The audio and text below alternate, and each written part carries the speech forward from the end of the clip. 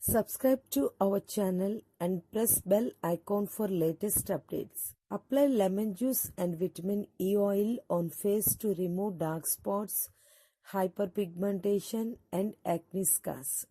Mix few drops of lemon juice and 1 capsule of vitamin E oil in a bowl.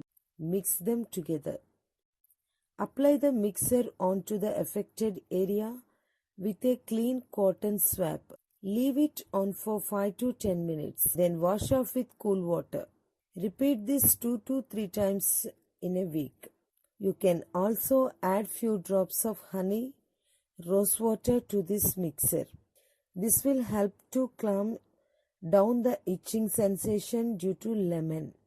Lemon juice has some bleaching properties that can slowly reduce dark brown spots, brightens the complexion and acts as an astringent and removes excess oil and dirt from the skin.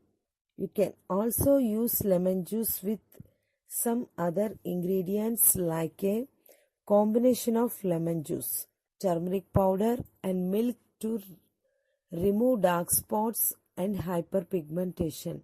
Turmeric enhances the skin's complexion and brightens it. You can easily make your skin soft, free with this remedy.